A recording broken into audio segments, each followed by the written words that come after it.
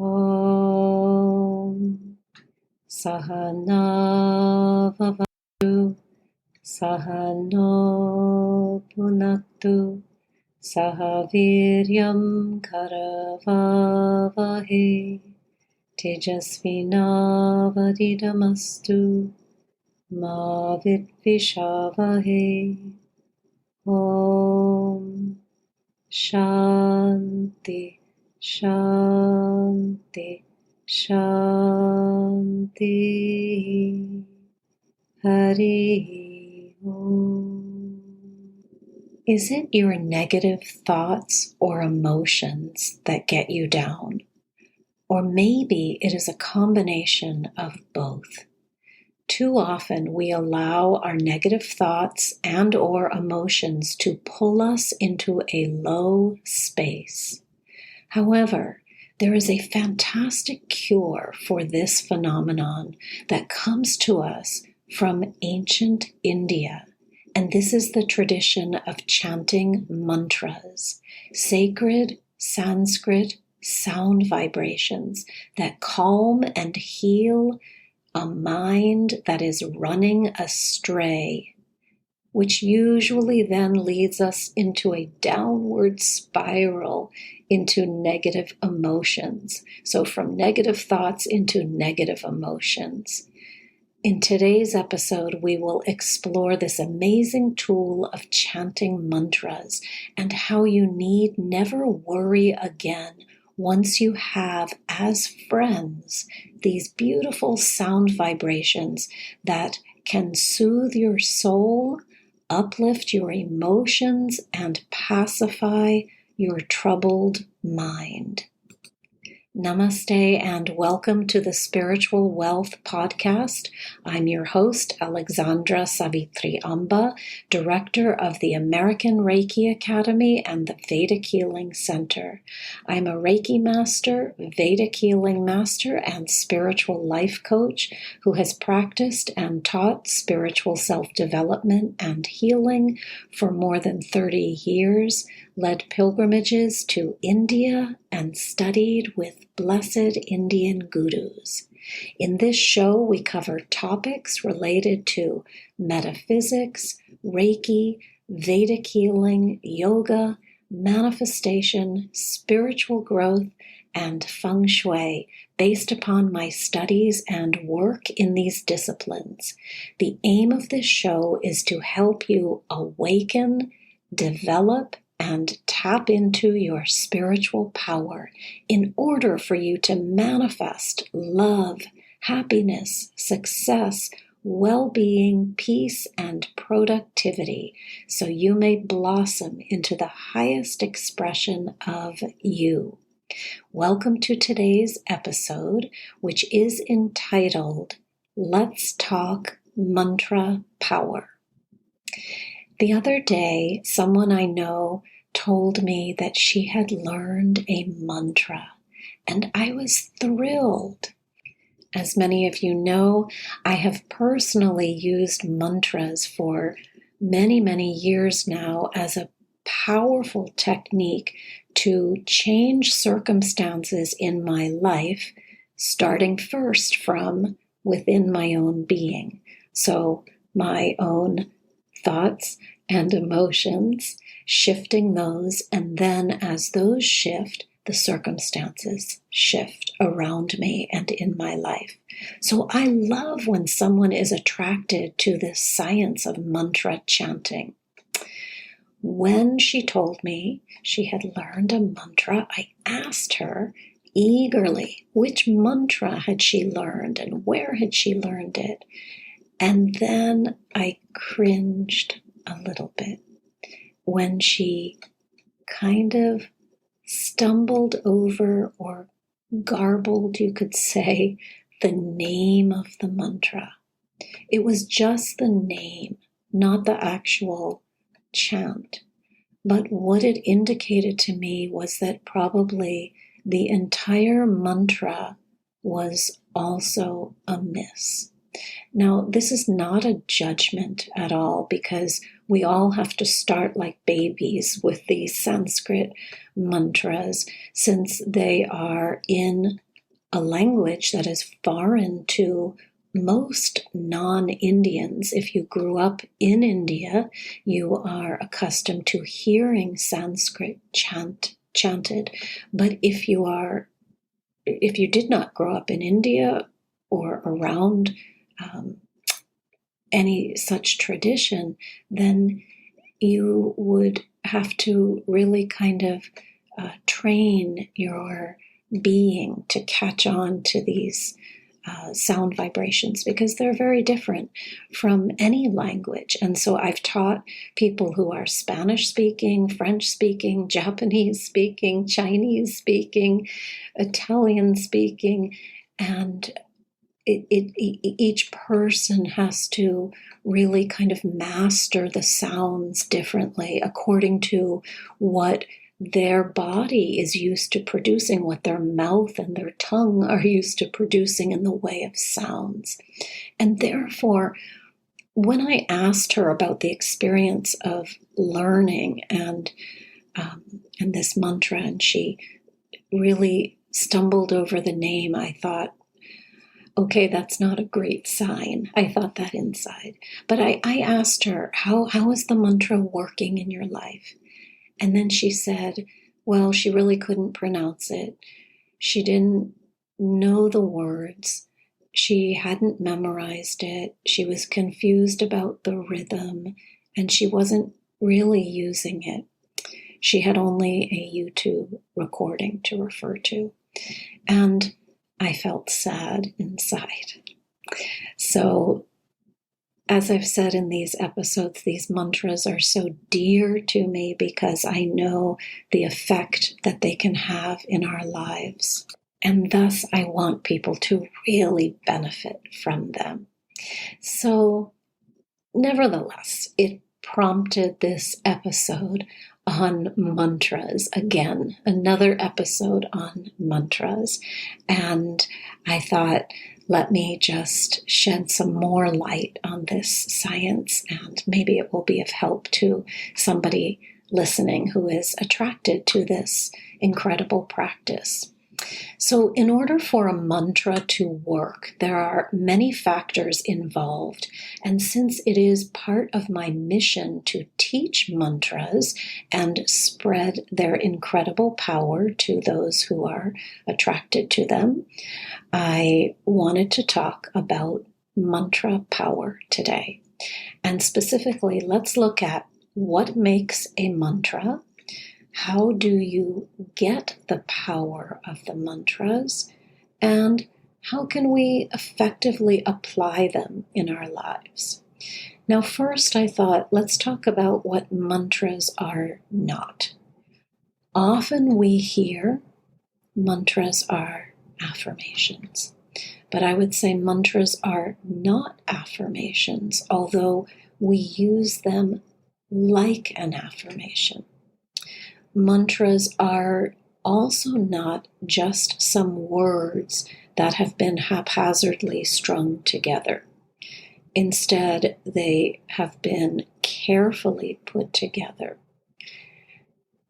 Mantras are also not just words repeated over and over. Instead, mantras are sacred sound vibrations that have been precisely arranged in order to invoke divine energy.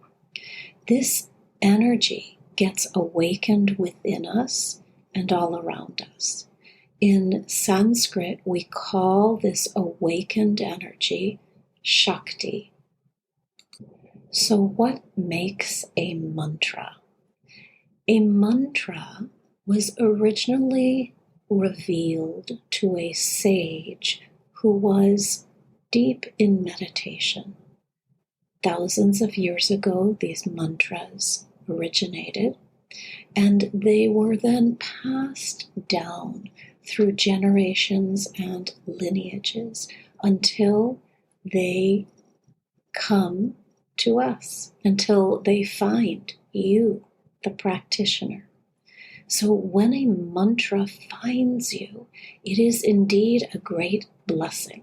In fact, it has been said that you do not find a mantra. Instead, the mantra finds you.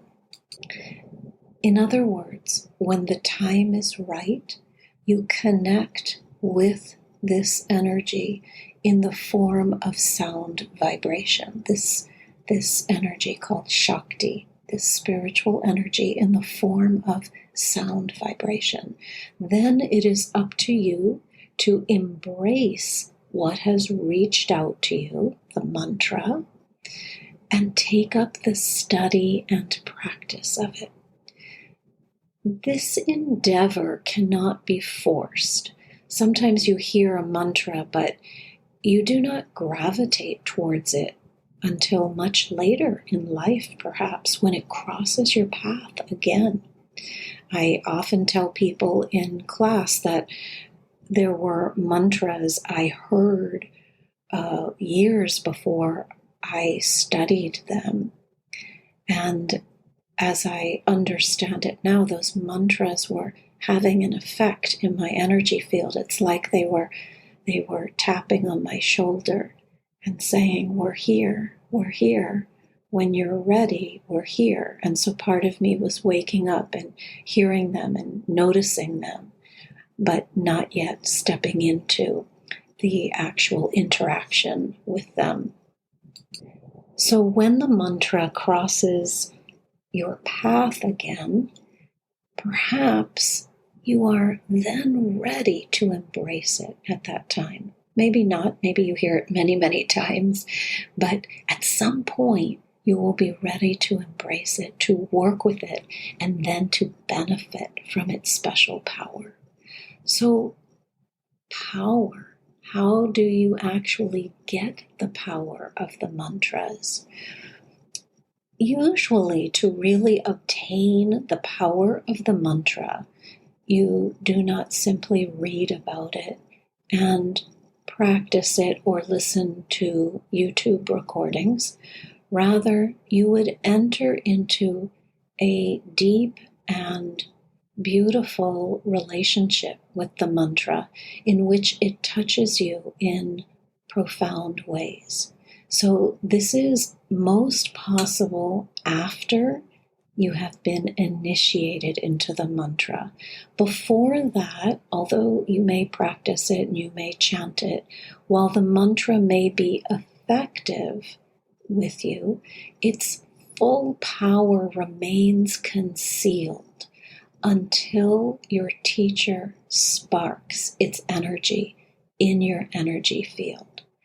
And so in the West, we don't really have this concept much of initiation, but in, for instance, martial arts traditions, in India, in Japan, in some of these Eastern countries, modalities were passed down through an initiation experience, through the interaction with the teacher, saying, here, I am conveying to you not only the intellectual property of this mantra, but also its potency. So I was initiated in India in 1998 into Vedic healing, into mantra practice, meditation, and the other elements of Vedic healing.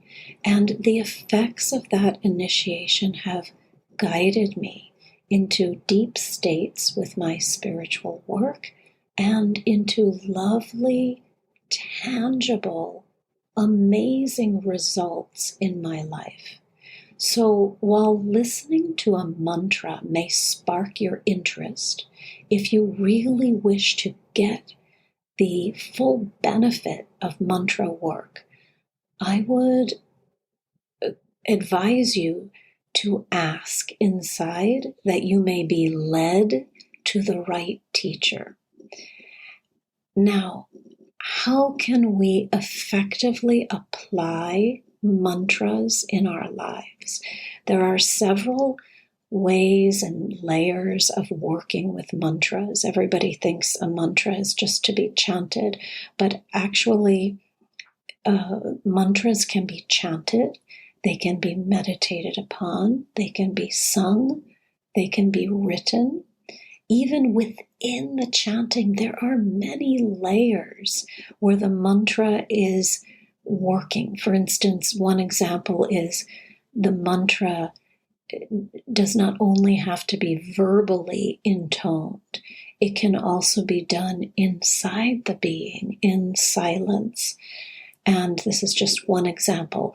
But this is actually when the mantra is strongest, is in that silence. But to get to this depth, we require many years and repetitions of the mantra, and even maybe many lifetimes.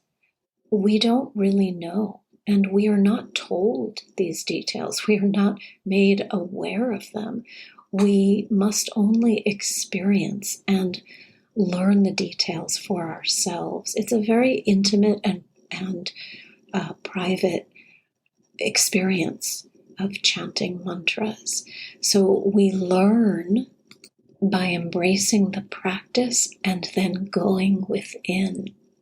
Now, you can play mantras in your home to purify the environment. This is one simple way to bring the power of mantra sound vibrations around you and your family. I've said in these episodes before, as it relates to feng shui, your home is a sacred environment that you create through the objects you place in it, the activities you do in the home, the colors you use, the smells, the activities in the home. And one of the things we use is sound vibration. What are the sounds that are in your home every day?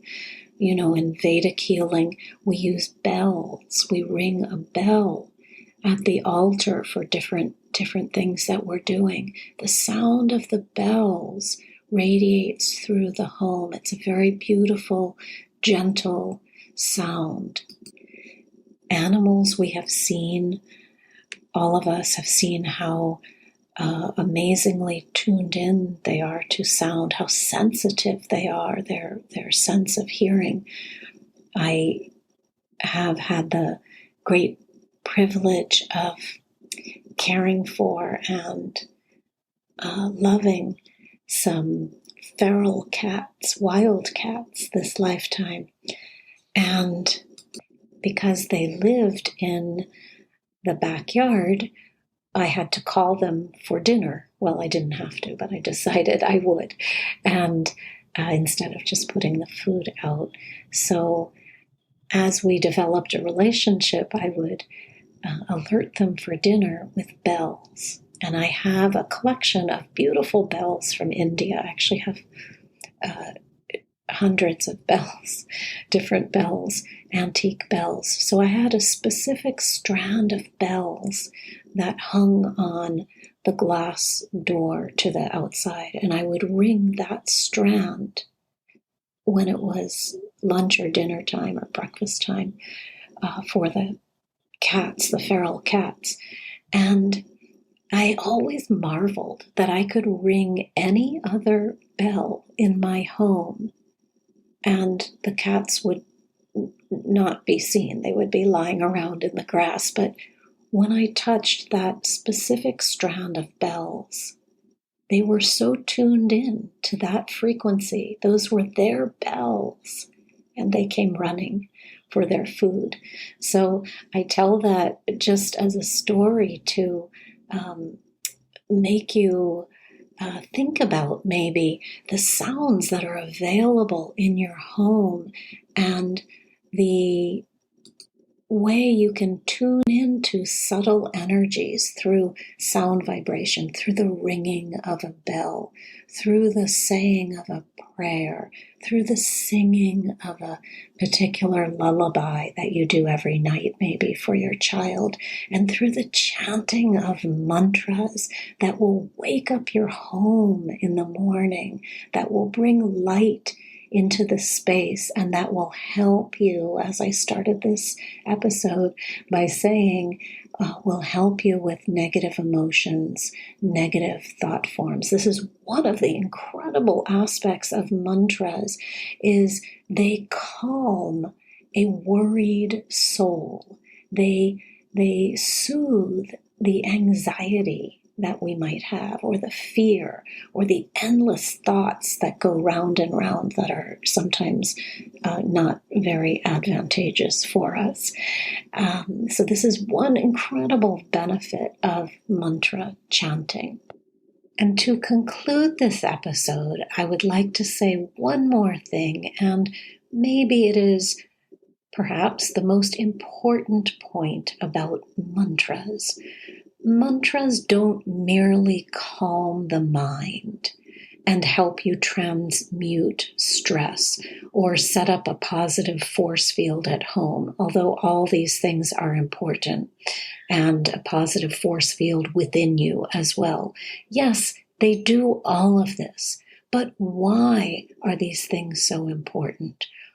Why do we want that calmer energy field, that more focused mind, that greater sense of power?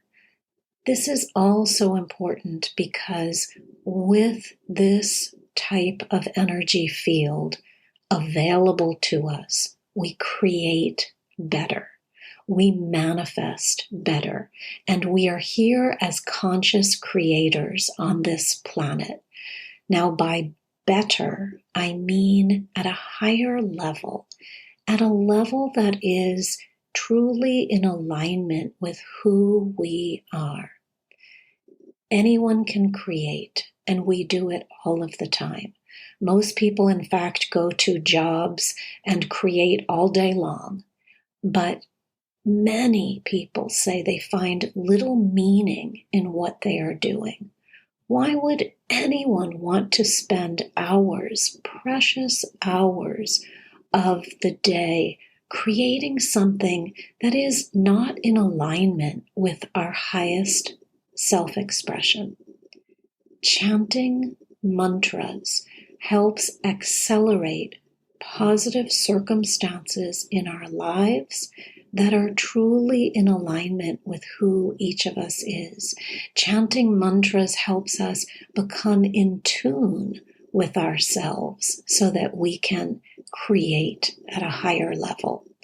Remember, a mantra is like a prescription from the divine, just like you would go to the doctor and receive a script for some medicine, or perhaps you would take vitamins and minerals and eat the right foods to support your body. You also need the right energetic frequencies in order to tap into your highest expression.